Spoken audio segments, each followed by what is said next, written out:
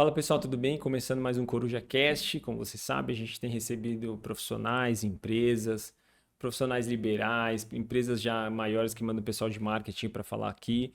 E hoje a gente está recebendo o Marcos também, que está com uma consultoria super bacana, vai passar um pouquinho para a gente aqui como que funciona. Marcos, seja bem-vindo. Muito obrigado pela oportunidade. Espero contribuir. Vai sim, com certeza. O Marcos ele tem uma consultoria, como eu falei, e eu vou até pedir para ele falar um pouco da formação dele, né? O que trouxe ele, né, atuando nessa área. Tá? Tem um pouco aí de agro, mas também atende outras empresas também ligadas Uhum, a outro tipo de negócio. sim. Conta, pessoal, como que é a sua carreira aí até chegar aqui.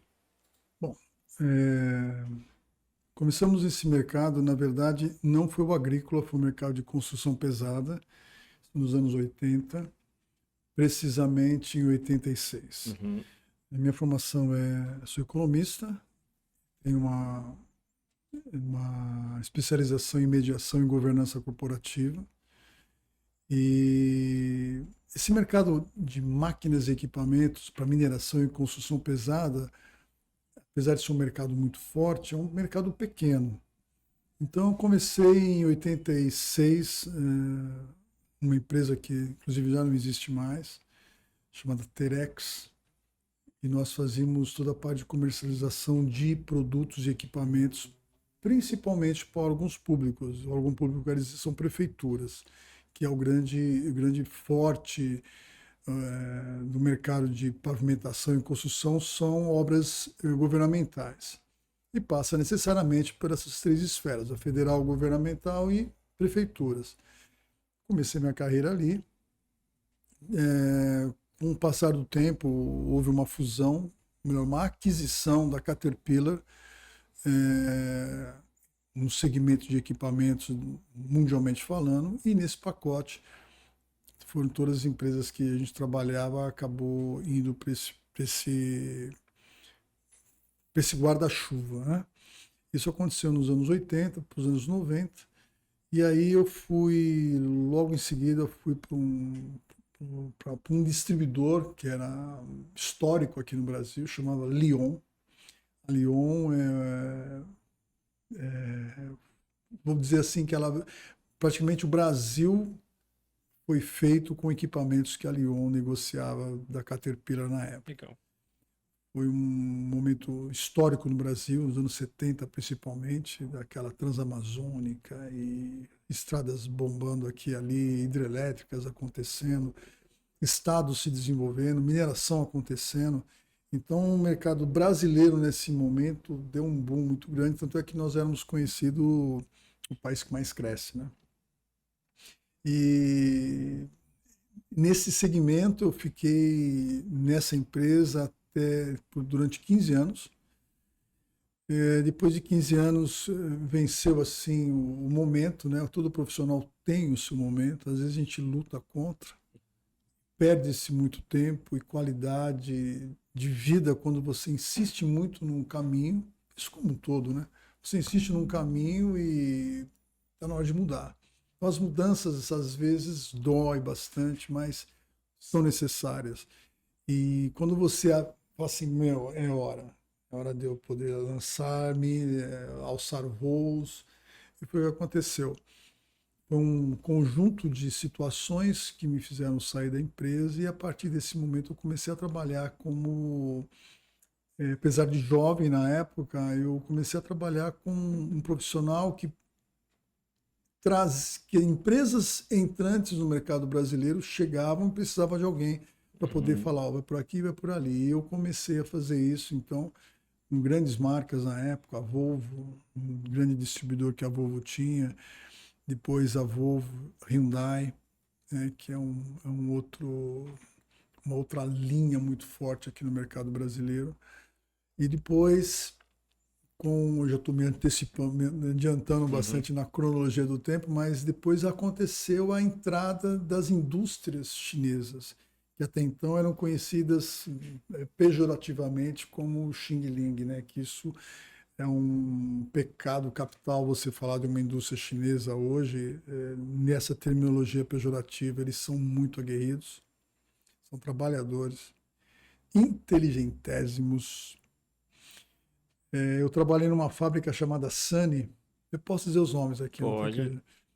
E a Sany, ela é a segunda maior indústria de equipamentos chinesa, nessa área de bens de capital, de máquinas e equipamentos. E o proprietário da Sany, o senhor Yuan, uma vez me disse, conversando com ele, porque o chinês vem e faz com uma rapidez muito grande. Ele falou, olha, nós quando a gente não entra num lugar, a gente vai e faz. Uhum. Depois a gente volta refazendo e melhorando tudo aquilo que nós fizemos. E eles fizeram isso muito forte no início dos anos 2000, finalzinho dos anos 90, os chineses começaram a chegar aqui no Brasil, sem o pessoal dar muita importância. Quem comprava era os pequenos, porque o preço era bem mais convidativo. Às vezes um cliente não conseguia comprar uma Caterpillar, uma Komatsu, uma Liebherr, uma Case. Ela ia e comprava uma máquina chinesa. E a Sany veio, assim como outros chineses, e eu fui contratado e fui convidado pela Sany para ocupar a área de direção comercial no Brasil. E foi um momento muito legal, porque eu tive contato muito de perto assim com a cultura chinesa, com a sabedoria chinesa, com essa... Do nada eles criam o tudo. Uhum. Como é um povo extremamente guerreiro, a história da China é marcada por isso, é marcada por sobrevivência. Eles está no gênero chinês. Não é uma resposta final. O não é um passo para uma possibilidade de algo maior que vai acontecer. Nossa, eles falam isso ou você Falam, consegue fazer essa leitura? falam. Tá. Eles falam isso com outra Uhum. linguagem, a gente brasileirei um pouco aqui, mas não tem não. Legal. Não tem esse negócio de é impossível, não tem impossível. Você já visitou a China? Não. Pois vá. Eles falam que, na verdade, assim, já ouvi pessoas, consultores falando que é uma coisa assim, todos os países, até o Brasil, é um pouco da França, um pouco, aí tem um, assim, falo cultura e visual, né? Uhum. Aí tem, todos os países acabam se assemelhando em alguma coisa. Quando você vai para a China, assim, China, até o Japão em si, é totalmente diferente. É O outra, mercado assim, asiático, eu tudo. conheço um pouco a Ásia e estive algumas vezes lá. Na China, eu já estive 15 vezes na China, nessas idas e Uhum. vindas. E quando você conhece a muralha, Nossa. e você sabe, você não pode fazer um turismo sem ter um mínimo de conhecimento do que está acontecendo, o que houve lá. Uhum. A muralha tem 3 fases na muralha. Tem aquela turística, tem aquela para as pessoas um pouco mais jovens e mais aguerridos que gostam de andar, e tem uma terceira que é para faca na caveira, é aquele cara que não tem medo. Tanto é que você está andando, quando você vai entrar nessa zona, ele diz assim, ó, daqui para frente é por sua conta e risco. Nosso conselho é que você não vá. Aí você já quer ir, né? Porque, meu, esse é o convite para. Aí você vai. Quando você entra, aí você conhece um pouco da história, você vê de um lado tinha os mongóis, Uhum. que queriam a cabeça dos chineses. Do outro lado, facções da China, províncias que guerreavam entre eles. E aqui em cima, soldados que não podiam de forma nenhuma largar a espada, largar a lança e o escudo. E mais, um inverno rigorosíssimo, porque lá em Pequim é muito frio. Então, essa resiliência que as indústrias chinesas têm, eu me identifiquei muito bem, me dei muito bem, me dou muito bem com eles. Tenho vários clientes chineses que, quando chegam no Brasil, me procuram. Geralmente, eu já tive contato antes com eles em algum evento, alguma feira, alguma fábrica. E aí, a minha carreira, quando eu percebi, ela passeou para o mercado asiático. Sem esquecer a Coreia, que eu também já estive na Coreia 2 vezes, trabalhando lá. A última vez foi o ano passado, que nós levamos um grupo de empresários lá. E é uma outra cultura fantástica. Eles são um pouco mais, não vou dizer manso, mas eles são mais, eles estão entre os japoneses, que são estritamente cautelosos, e os Uhum. chineses, que são estritamente malucos. Eles estão aqui no meio. O chinês, ele vai, pensa 2 vezes, ele faz, porque ele sempre fez isso, porque ele tinha que sobreviver à guerra, à fome, o frio, a espada, o governo. O chinês também, mas o japonês, o menor, com aquela Os samurais exerciam aquele peso na mão pesada contra a população, então eles tinham mais medo. E o coreano nasce nessa fusão desses dois países aqui, na verdade todos originados Uhum. da China, né? Com essa minha ida nesse mercado, eu aprendi muito, eu conheci muita coisa, muita gente. E aí a MHB nasce num momento que foi em 2011, praticamente para 2013, Brasil numa crise horrenda. Foi o segundo mandato da ex-presidente Dilma, Uhum. aquela Logo uma pós-Copa, pós-Copa que foi um desastre fiasco em desde todos a os Copa. sentidos. Meu Em Deus. todos os sentidos foi um desastre. Econômico e social foi muito ruim. E aí acabou-se alguns negócios, o mercado brasileiro naquela época, no mercado em torno de 80 mil equipamentos, 70 mil equipamentos ano, mercado de construção de bens de capital. E em 2013, 2014, chegou às raias dos 20, 15 mil unidades. Nossa. Então foi uma queda vertiginosa. E com isso as pessoas precisaram se reinventar. Essa é uma palavra muito passada, muito mal interpretada. Uhum. Mas sim, eu precisei fazer isso por questão de sobrevivência. E você tá me falando sempre desde você contou um pouco da história aí. E na minha leitura tá muito ligado ao relacionamento com as pessoas. Você consegue identificar tanto na cultura, né, você tá falando da chinesa, mas essa passagem sua de comercial e as empresas e as negociações está muito ligado na relação, né? Relacionamento. Relacionamento. Como que você foi aperfeiçoando isso? Ou você já sempre foi ligado com isso? Assim, conta um pouco para o pessoal entender. É, você não é uma pessoa solitária no planeta Terra. O seu contexto familiar já te ensina isso. Uhum, Você foi um desbravador quando você, antes de nascer, na concepção de seus pais, você já foi um desbravador. No meio de 500 milhões, você é o cara que sobressaiu. Então nós somos um lutador e a gente sempre esteve alguém do lado, sempre esteve com alguém do lado. E para o meu negócio dar certo, eu acho que ele caminha para uma evolução. Estou querendo ser aqui arrogante e falar que deu certo. Não uhum, está dando certo por conta, sim, de respeitabilidade no mercado. Tive problemas? Sim, quem não os tem? Tive problema de relacionamento? Claro. Mas eu ando numa feira hoje de negócios, de equipamentos. Isso aconteceu na última MT, no mês passado. Minha filha estava comigo, até ela falou assim, pai, como você é abraçado. E é mesmo, cara. O relacionamento, se você ter esse elan, essa docilidade com as pessoas, cria uma certa respeitabilidade. Até que aquelas pessoas que eu sei que não gostam de mim vinham e me abraçavam. uhum, Então o relacionamento é muito importante. Por isso que nós estamos dando certo, porque quando nós somos chamados a uma mesa de negociação, principalmente mediação, as partes envolvidas têm que te respeitar. Eu estou no meio de um processo de mediação entre duas uhum. empresas que estão em grande conflito. Os dois, eu tenho um ótimo relacionamento com os dois. E eles não têm um bom relacionamento com eles. Mas quando nós estamos juntos, o ambiente fica bom. Esse é o cerne da questão. Se o profissional não souber interpretar a real situação dele à mesa, ou na sua casa, com a sua esposa, com a sua namorada, com a sua namorada, com o seu marido, com o seu amigo, Uhum. onde for, você não vai se dar bem. Você vai ser uma pessoa que vai ser tolerada. Marcos Henrique, você quer dizer que você não é tolerado? Sou tolerado, claro que eu sou, não sou perfeito. Tem gente Uhum. que eu chego, eu sou o assunto, eu sei que a conversa para. Eu não quero dizer que eu sou, não sou, eu tenho convicção disso.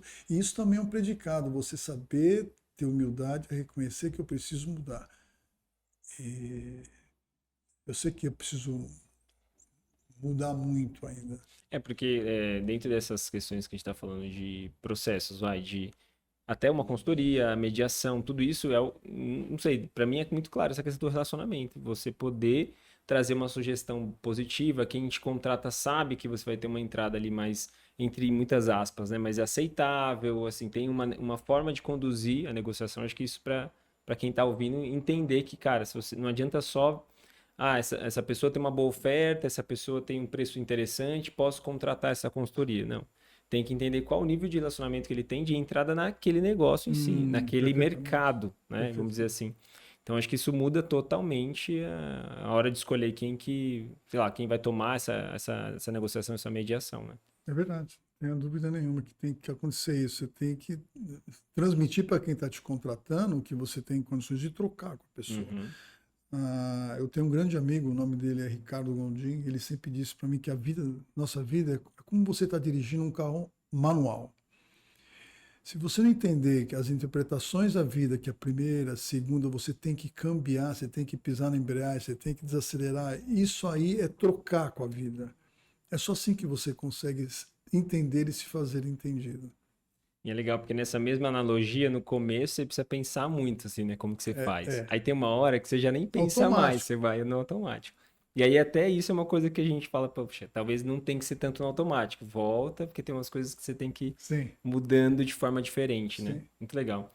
Marcos, deixa eu te perguntar aqui, dentro desse processo que você está conduzindo da MHB em si, tem um desafio que salta aos olhos a gente perguntar aqui de falar, Rafa, tive esse tipo de desafio recente, assim, para compartilhar com o pessoal. Olha, são muitos, viu? Graças a Deus são muitos, mas tem um em particular, é um em particular porque trata-se do maior fabricante de equipamentos para pavimentação do hemisfério sul e faz parte de um grupo enorme chamado John Deere, é uma indústria chamada Ciber, Uhum. está lá na nossa Porto Alegre, passando por problemas homéricos, né? Não pode esquecer da tragédia que está acontecendo lá no sul do país. E eles têm uma fábrica em Cachoeirinha. Lá é uma cidade próxima lá de Porto Alegre, a 30 quilômetros do aeroporto. E há mais ou menos 6 anos atrás, eu passei por lá e tentei fazer um negócio com eles para vender alguns produtos deles na época. Não foi possível naquele momento. Passado ali alguns meses, o gestor dos ativos me entrou em contato comigo e falou: Marcos, eu tenho aqui um grande problema. Adoro quando faz isso, fala assim, porque é aí que eu vou trabalhar.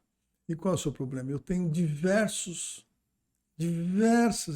produtos aqui que nós construímos para suprir máquinas do passado. Essas máquinas não são mais, saíram de linha e sobrou uma série de implementos aqui, de produtos aqui, e eu estou pensando em jogar fora.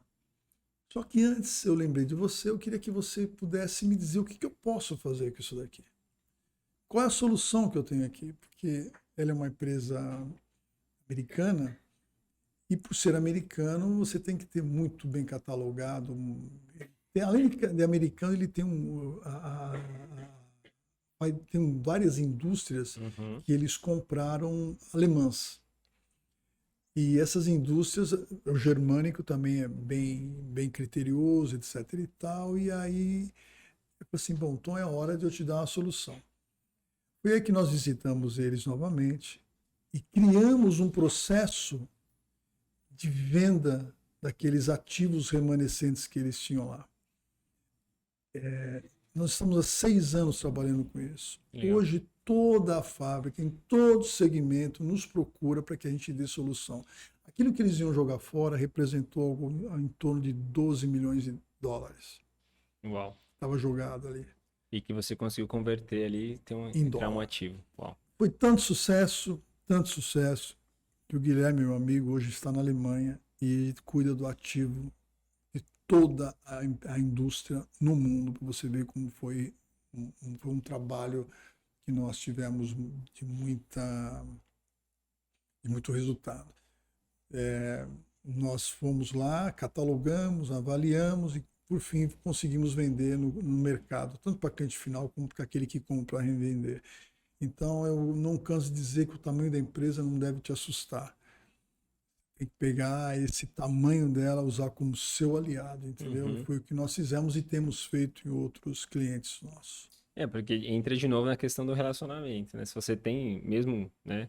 É uma grande empresa, um grande business, mas você tem ali uma oportunidade de falar com uma pessoa, dar confiança para ela, falar, não, a gente vai resolver esse problema e vai achar um Exato. comprador aí pra gente conseguir Então, tocar. já é o terceiro gestor que entra Uhum, nessa operação e a terceira geração que nós estamos negociando. Questão de um mês, estivemos lá para fazer um grande leilão que nós vamos fazer lá também. uhum. Agora tem que refazer tudo por conta das águas que subiram, inundou tudo lá. Nossa. E que de fato é super complicado pensar sobre isso, mas vai existir um descarte.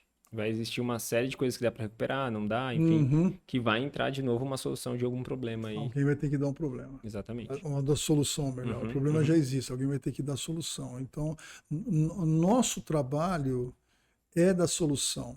Não é só em ativos e grande porte. São miudezas. Cita um pra gente, Marcos, uma coisa assim menor que a gente pode. Menor. É. Temos um cliente que trabalha na área de eletroeletrônico. Uhum. Ele vende transistor, ele vende Fusíveis. fusíveis, Fusíveis. Não sei, fusível, agora eu vou plural e singular. depois dar um Google aí. Ele vende aqueles sistemas de, como se fosse de Wi-Fi. Uhum. Ele vendia esse sistema para fazer. Quando capta criptomoeda no mercado, ele fica. É um produto que tinha muito em moda aqui no Brasil. Esse sistema captava as criptomoedas que estavam rolando no mercado. Talvez é o blockchain, ou, na verdade, esse sistema provavelmente deve operar no blockchain. Exatamente. O fato é que é o seguinte: sobraram, esse mercado caiu muito, sobrou muita coisa, Uhum. e nós pegamos todo aquele patrimônio que ele tem, que enche essa sala aqui, por isso chamo de miudeza, mas que você precisa dar solução. É o que nós estamos fazendo, inclusive, nesse exato momento. Essa semana nós temos uma outra reunião, que nós vamos então um outro projeto. Lembrei aqui da MRS, aquela empresa mineira de logística, Uhum. que tem aqueles trens enormes. Não é que eu dei solução para os grandes trens, eu dei solução para os telefones móveis, celulares que sobraram, Uhum. antigos, laptops antigos, luminária, cadeira, miudeza. Porque quando, quando o cliente tem um patrimônio, não importa o tamanho que ele tem um valor. Tanto é que tem um valor contábil desse produto. Uhum. E você, como gestor de patrimônio, você tem que dar uma solução para esse patrimônio. E é isso que a MHB faz. Não importa o tamanho, não importa a localidade, nós damos soluções ao grande e ao pequeno produto. E como que você faz para identificar um possível, não é tanto comprador, né, mas alguém que queira ali entrar para conseguir dar fim naquele patrimônio?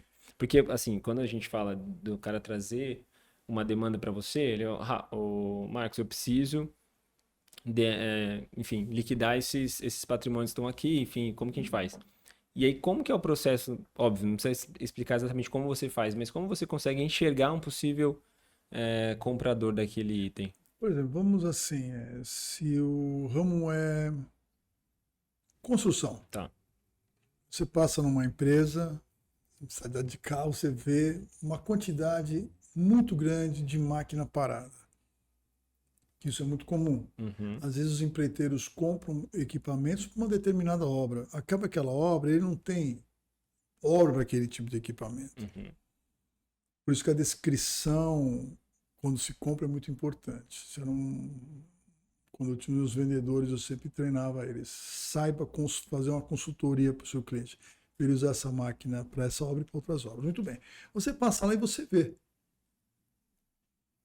Nossa, um número muito grande. Às vezes é obra que não tem mesmo, mas quando a máquina está parada e aliada a pontos enormes você vê que é ferrugem, apesar que o aço precisa estressar, mas não é esse o caso, você vê que é abandono mesmo. Uhum. Ou você vê máquinas que estão sendo canibalizadas, eles tiram componente para colocar em outro equipamento, é a hora da empresa pensar. Então nós fomos até eles e, em comum acordo, nós pegamos uma lista de equipamentos que ele tem. Eu tenho esse monte de máquina aqui que eu não uso. E nós vamos nesses equipamentos, um a um, um a um. Fotografamos um a um. Identificamos pontos de ruptura, de trinca, de problemas que tenha, de máquina por máquina. Uhum. Com esse material, nós fazemos uma precificação desse equipamento no mercado em 4 momentos. Primeiro momento, eu posso revender essa máquina para um outro usuário. Eu posso vender essa máquina para uma empresa que compra e revende. Uhum. Eu posso vender essa máquina para ela ser desmontada e vender como peças. Ou, no último caso, essa máquina não dá mais serviço, não dá para fazer mais nada, eu vou vender essa máquina como sucata, por quilo. Eu precifico de 4 maneiras. E crio para o meu cliente uma curva, se ele optar por pela opção número 1, pela 2, pela terceira, pela 4. Qual é a curva? Essa máquina entrando no nosso sistema, qual é a curva que ele vai demorar desse ponto A até o ponto C? O dinheiro está na conta dele. Porque nós temos É quase que um sonho, né? Ele vai fazer, Meu por Deus. exemplo, um leilão de equipamento. O leilão é muito pejorativo esse nome. Não é para ser mais nome pejorativo, porque é um grande trunfo que as empresas hoje têm com os leiloeiros. E nós temos uma plataforma de leilão que eu consigo, no lado mais difícil, que é achar um comprador, um outro usuário, em torno de 60, 90 dias, encontrar a solução para ele ter esse dinheiro na conta dele e um cliente na outra ponta satisfeito. É um desafio? Porque você tem que conhecer o mercado, você tem que entender daquilo que você está fazendo, você tem que fazer uma boa monetização para o seu cliente original, aquele que está vendendo, e você que tem que ser o máximo honesto possível com o mercado. Não adianta eu falar que esse óculos aqui vale 1.000, se no mercado um óculos similar está valendo 100, e esse aqui é um óculos usado, ainda mais sendo o meu, que é todo torto. Então isso aqui tem um valor. E você ser honesto em falar, amigo, é o máximo que você pode conseguir. Não adianta eu falar para ele que você vai conseguir 1.000, eu não falo isso para o meu cliente. Eu prefiro que ele bata na mesa e fique bravo comigo, mas que eu dê retorno daquilo que é verdade, do que eu criar um sonho no coração dele e a frustração do resultado ser muito maior. Te garanto que ele nunca mais me contrata. E eu acho que ainda mais agora que a gente está num cenário de internet, assim, com informações e acesso a qualquer pessoa, você consegue saber real o valor daquilo. Ainda mais depois que você tem toda a descrição, tem a foto, tem as comparativos, até esse caminho, ó, do A do B, você consegue isso, do B para o C. O cliente ele vai optar qual o caminho que ele quer. Eu quero venda final, eu quero me livrar logo, eu quero um leilão. Não dá, eu tenho parceiros que são sucateiros, que compram máquina, cortam e vendem o aço depois beneficiado. Enfim, são as soluções que o mercado tem. Legal. E como que você consegue explicar para a gente assim? Como que você faz essa avaliação? Vamos pensar. A pessoa deu ali para você aquela demanda, aquele problema, como você falou, né? O pessoal fala, tem gente que fala que é problema, tem gente que fala que é oportunidade, né? A Então, minha oportunidade sempre. exatamente. Então, deu aquela oportunidade para você. Como que você faz esse processo de avaliação? Óbvio, de novo, não precisa trazer exatamente como você faz, mas como que você conduz essa verificação aí? Eu acho que eu preciso falar como é feito, porque quem vai nos ouvir, espero que sejam muitos, eles precisam ter a noção de como não é um negócio fácil de se fazer. Primeiro, você tem que conhecer aquilo que você está vendendo. Obviamente que eu não sou um profundo conhecedor de 100% dos insumos e mercados que o Brasil tem. Quando eu não conheço, eu tenho parceiros que conhecem, seja no eletrônico, seja no vestuário, seja nos geradores de megawatts que faz medição de força Posso cortar um pouco? Pode. Sara me cortou. Você ficou fazendo assim, eu prestei atenção em você. Tranquilo. Eu nem sei queria falar. Posso falar de novo? Pode. Então, seja aquela empresa que constrói geradores para turbinas. Então, eu tive um cliente meu em Curitiba que tinha um equipamento lá que parecia uma espaçonave, eu nunca tinha visto nada igual. Para que você vê aquilo? Para colocar da Toshiba, para colocar os geradores que vão para a turbina, e aquele produto lá vai medir exatamente quanto megawatts aquele gerador produz. Se é 1.000, se é 300, não importa. Ele vai medir certinho. E meu cliente apareceu, eu preciso vender isso, cara. Aquilo foi feito, eu não tenho o que fazer mais. Enfim, e aí o que a gente vai? Nós vamos ao produto, catalogamos ele em toda a sua essência, aprendemos com o fabricante, eu tive que entrar em contato na Alemanha para poder aprender sobre esse determinado equipamento. Conversei com os alemães, eles me ensinaram o que era aquilo. Para que quando eu fosse transmitir por escrita para o meu cliente, que vai ler e vai comprar online, eles não compram pessoalmente, o meu cliente tem esse perfil, eles confiam tanto no nosso trabalho, que as empresas que compram, não preciso nem ver, o que ele está falando é verdade. Isso chama-se responsabilidade com o mercado. Você não vai nunca dar pano para a manga para você cometer um erro e ele desconfiar de você, o cliente final. Aí nós fazemos isso. Eu crio esse portfólio, esse dossiê, dou nome a esse dossiê, falo para que ele serve, aonde ele é aplicado, quanto tempo de uso ele tem, qual é o valor contábil dele de verdade e qual é o valor que o meu cliente está querendo comprar. A partir disso, você cria estratégias, você cria vontade de alguém participar, e aí começam os lances, então liga para mim, eu quero comprar direto quando o leilão não dá certo. E aí também você faz aquilo que eu te falei no início, você vende para o seu cliente final, aquele que vai usar, que foi o caso desse espaçonave que nós vendemos. Né? É muito legal, porque a gente também atendeu recente uma consultoria de engenharia, e aí a partir dessa consultoria eu comecei a entender que assim, não importa a máquina, mas tem a lógica, ou a máquina vai funcionar eu não sei falar tecnicamente, mas assim, ou por indução lá ali do vento, ou do aquecimento, ou da energia, ou tipo, de fazer levantar ou puxar, mas basicamente não muda. Depois que ela começa a entender a lógica, ela fala, Rafa, qualquer máquina que eu entrar, eu vou entender. Então, assim, eu falei, como que você faz engenharia para tudo? Todos os tipos de maquinário, ela entende para dar a solução. Então, assim, aí quando eu comecei a perceber isso, eu vi que, nossa, realmente ela tem, assim, esse caminho para dar a solução parte engenharia.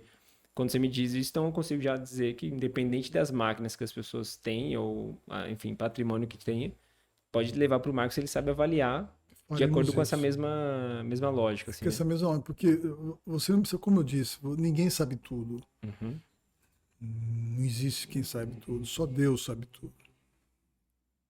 Ainda não conversei muito com ele para entender, mas ele sabe tudo. Agora, eu não sei, você certamente não sabe. Então, se você tem uma loja, você tem uma loja dono de imóveis, eu sei que tem uns fabricantes invocados, que são cadeiras caras. A OAS, uma grande construtora, passou aquele problema perrengue lascado no passado por conta da Lava Jato.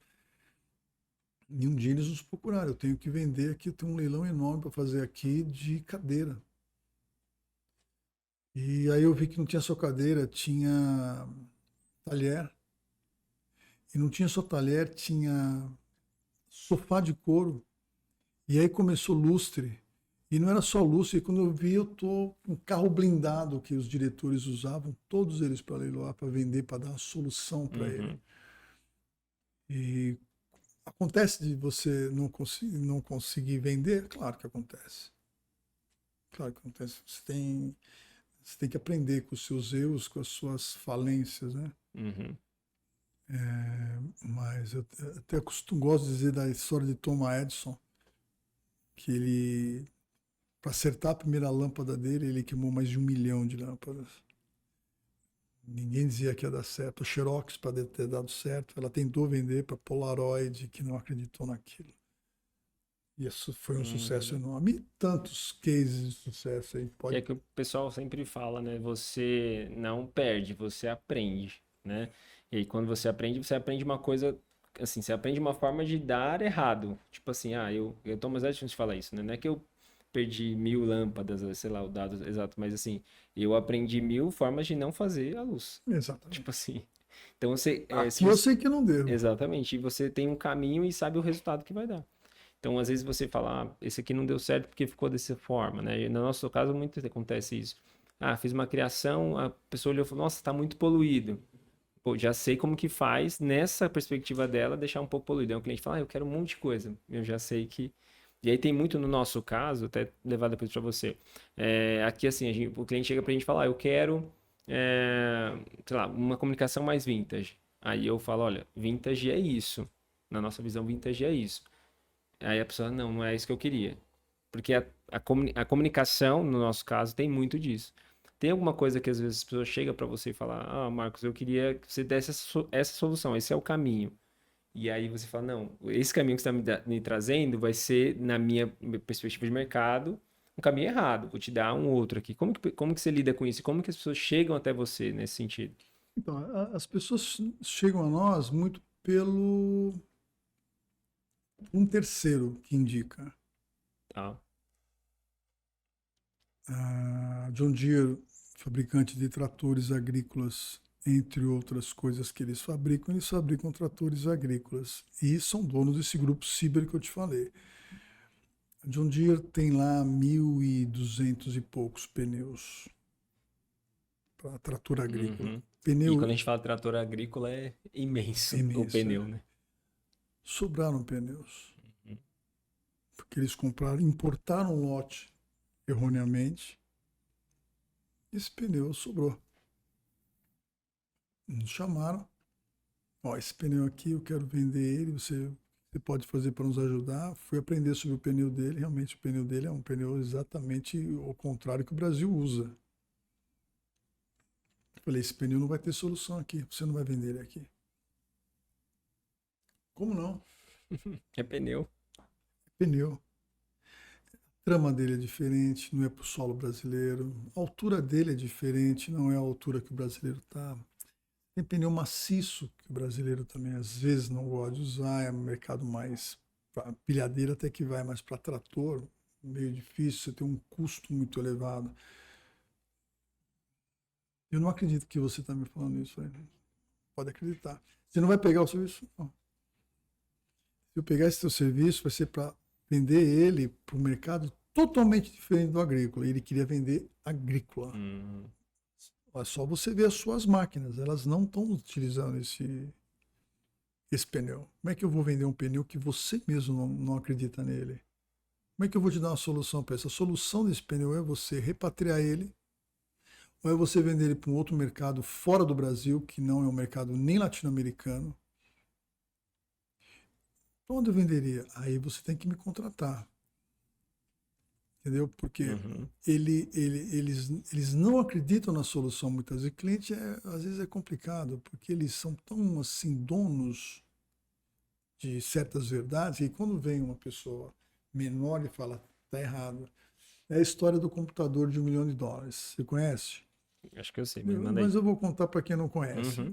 Uma empresa comprou um grande computador de $1 milhão. Computador que prende e manda soltar. Um computador que você, pela respiração, ele faz o que você quer. Tá bom. Chegou lá, o computador começou a dar um probleminha. E ninguém conseguiu operar o computador. Chamaram o técnico. O técnico foi, olhou, abriu a caixa de ferramenta, pegou uma chave de fenda. Foi lá atrás e o computador, uma maravilha, funcionou, é aquilo mesmo, quanto? O técnico sabe. Tudo bem, qual é a conta? $100 mil. Como assim $100 mil? Como assim $100 mil para você me cobrar para poder apertar um parafuso? Mas eu sei qual é o parafuso. Você não. Então, esse é o patrimônio de quem cria, que é o seu caso, e para quem dá solução, que é o meu caso, para quem é o médico. Você estudou para isso, você labutou para isso, você suou para isso, você transpirou para isso. Agora, você tem direito a receber. Por isso, às vezes o cliente pestaneja, não quer, e no final a gente consegue comprovar por A mais B que nós temos a razão, ou então a gente vai até onde ele quer ir. Vamos trabalhar como você quer, mas eu vou provar para você que está errado.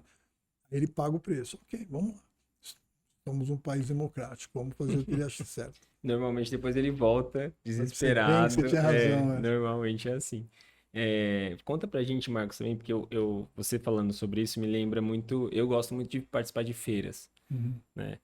Porque na feira você tem muito disso. Assim, no mesmo dia, o cara que tá no stand, ele recebe uma pessoa de um cara totalmente leigo no assunto e começa a perguntar. Às vezes vem ali totalmente aleatório.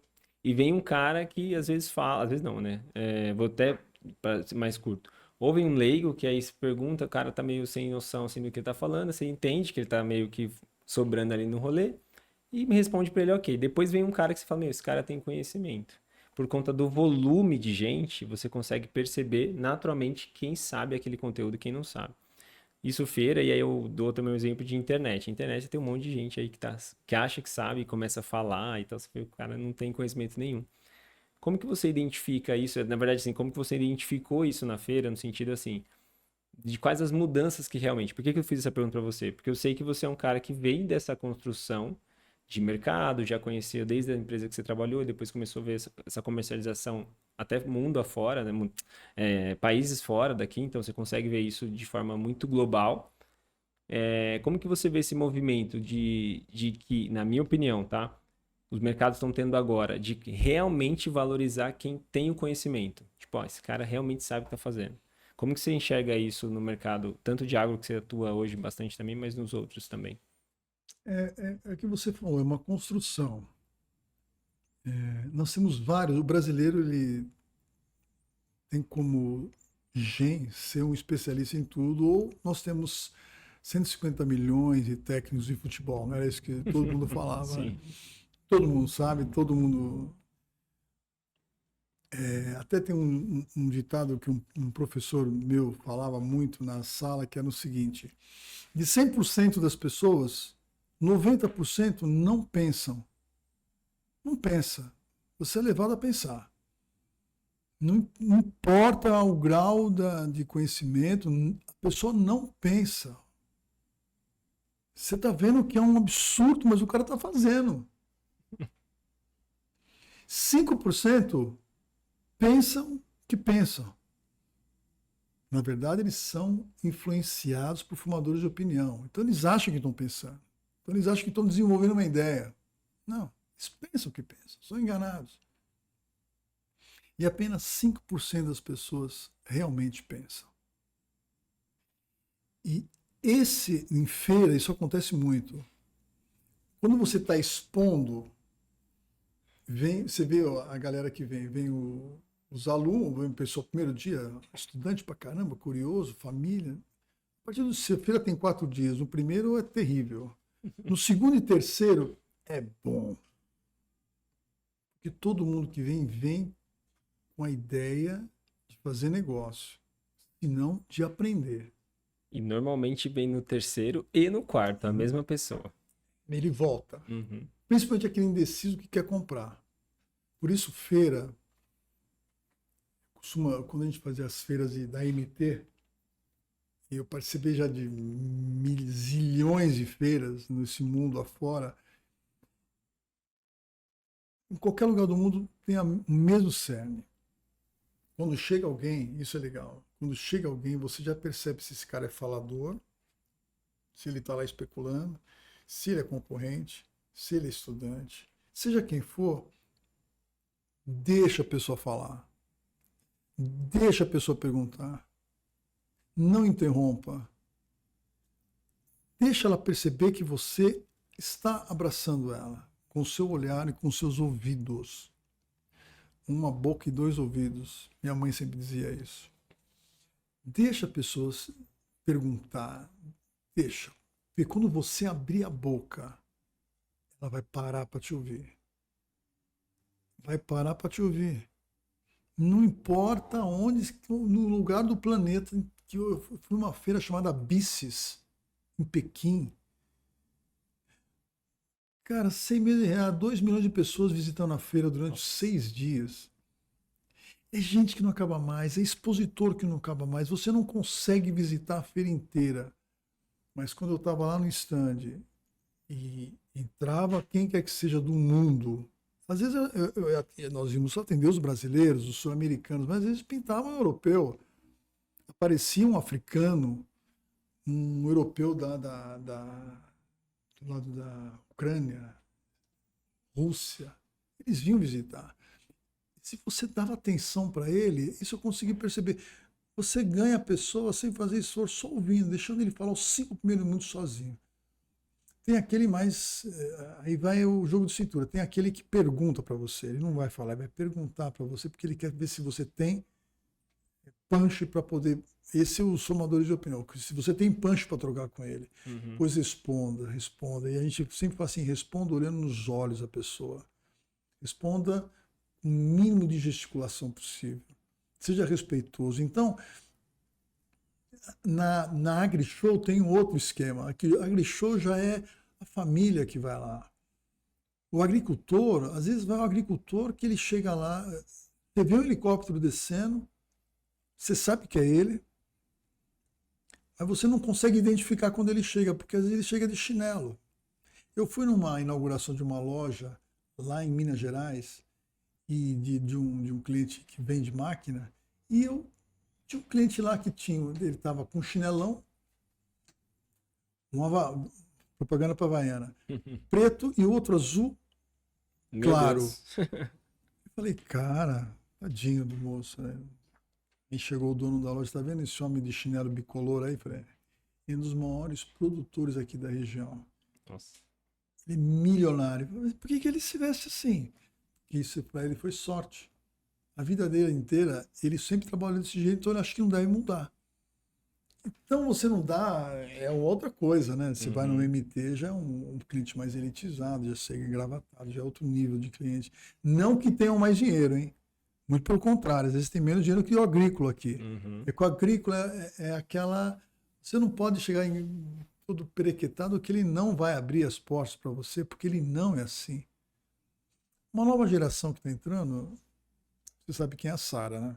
Sim. A Sara, a gente ela tem um trabalho com vinho. E às vezes eu vou nas viniculturas com ela e o dono que montou aquilo é um senhorzinho com a mão agarrada, como diz o mineiro, calejada. E o filho ou o neto da terceira, segunda geração já é um cara mais de unhas feitas, uma outra pegada. Mas do mesmo jeito, é um cara da terra, entendeu? Eu acho muito legal a gente ter essa sensibilidade de entender, interpretar as pessoas. Isso é um predicado que a gente precisa ter. Porque até a gente explicando quem é a Sara, a gente tá até aqui com a gente na gravação, mas foi a pessoa que me conectou com o Marcos, né? A gente fez uma identidade visual de quase que um marketplace de vinho, depois a gente podia marcar um podcast só com vinho e vinho, que ia ser bem legal, para contar um pouquinho.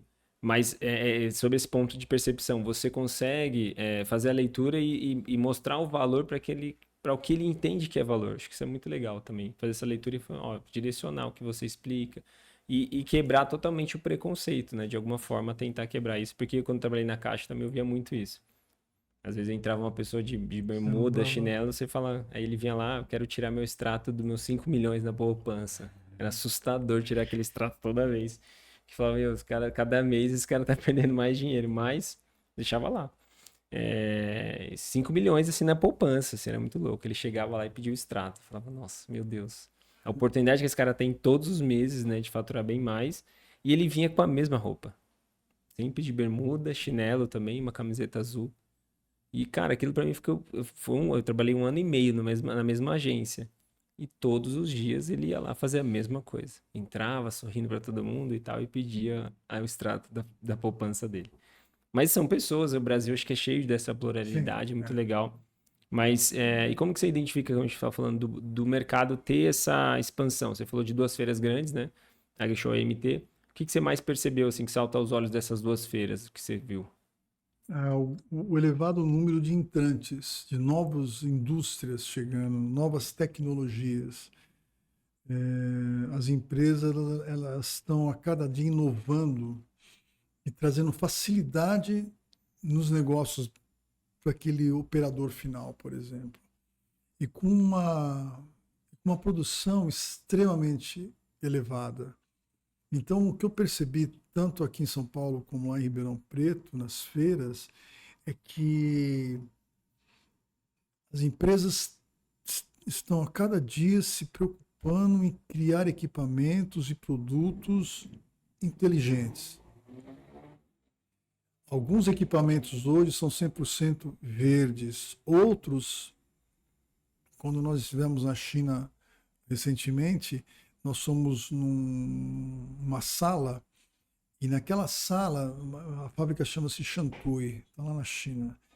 E essa fábrica, ela consegue, num telão enorme, ela tem todos os equipamentos que estão trabalhando, os equipamentos dela, onde estão trabalhando, quem está operando e como está operando. Então, do quartel-general deles, eles conseguem monitorar o equipamento eles são contratados para isso, obviamente, eles têm que ter um contrato, o dono da máquina libera isso para eles, para saber se a máquina está sendo bem serviçada, bem operada, se não estão fazendo força extrema com o equipamento, ou seja, inteligência no mercado. E está acontecendo muito isso nos equipamentos. O Brasil é celeiro, é polo em criatividade, em engenharia. Nós temos, eu acredito, sem medo de errar, um dos melhores engenheiros do mundo estão aqui. A criatividade do brasileiro é ímpar, entendeu? Uhum. Então, o que eu vejo, o que eu vi, é que equipamentos que nós estamos tendo aqui, que em outras partes do mundo não se tem, só foram possíveis graças à inteligência do brasileiro que criou. Eu tenho um cliente, senhor Olidon, um senhor, e ele trabalha numa fábrica de equipamentos chamada LS Tractor, coreana. Ele é dono de uma revenda. E a fábrica da LG, LS Tractor, é do grupo LG, gigantesca. Tem um determinado problema na máquina lá que ninguém do planeta resolvia. Nossa. E hoje o Solidon era mecânico. Hoje ele é dono de um império. Mas é um senhorzinho que é impossível ele te ver e não vir te cumprimentar e ser carinhoso com você. Ele é muito carinhoso. E ele comprou a máquina, viu que estava dando problema, teve outra. Ele acordou de manhã, vou resolver o problema. E resolveu o problema. A fábrica entendeu que ele resolveu o problema, assimilou o que ele falou, fez o que ele disse, e hoje esse implemento que ele criou está em todos os equipamentos que é vendido no mundo. Nossa. Brasileiro, mineiro, senhor Olidon. Aqui o meu abraço, senhor Olidon. Então nós temos essa particularidade, né?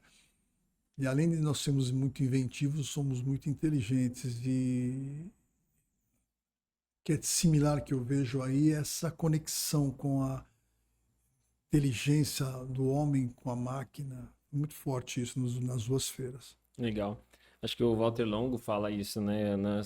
Para essa nova geração, nesse novo tempo, é muito importante a pessoa que é nexialista, que ela consegue conectar, né, duas inteligências ali e fazer, cara, vou juntar uma coisa daqui, e aí a gente vai conseguir uma coisa mais interessante. E aí eu acho que o brasileiro é campeão nisso, porque a gente faz, até tem um meme aqui nosso, né? O brasileiro precisa ser estudado, porque a gente consegue dar solução para umas coisas e falar, meu Deus. E nós falamos há pouco da Sara aqui, eu vou falar ela tem uma inteligência, aliás, o sobrenome dela é Videira, né? Então vai daí, né? Eu não sei se você já conseguiu comer feijoada tomando vinho. Alguma vez você fez isso? Já viu falar disso? Não. Pois ela criou fez um almoço e convidou só especialista em vinho.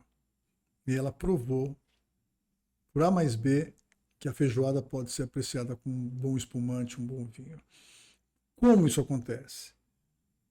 É o exemplo dela, mas serve para todas as coisas. Vivência, inteligência e estudar aquilo que está fazendo. No nosso negócio, se você não tiver esses três patamares, essas três colunas, você vai ser mais um. Você vai ser mais um. E olha que tem muita gente boa fazendo o que eu faço no Brasil. Eu consigo lembrar um monte aqui.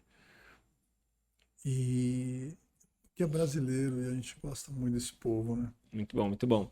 Marcos, vamos precisar marcar um segundo episódio para falar um pouquinho Bom, mais, mas eu achei que a gente deu uma beleza. escorrida bastante, foi bem legal. Vamos deixar, pessoal, todos os contatos do Marco também na descrição aqui desse vídeo. Você consegue mandar mensagem para ele, chamar ele no Instagram, agora que está atualizado, né? Que a gente está fazendo um trabalho bem legal lá. LinkedIn também. E no próprio site também da MHB, você consegue encontrar o contato dele lá. E aí você pode também deixar na descrição alguma pergunta, alguma coisa que a gente manda para ele também, com certeza. Quer deixar um recado final? Mandar um abraço para alguém, enfim? Não, a mensagem final que eu quero deixar é fé e força. Você pode ter levado um safanão da vida, mas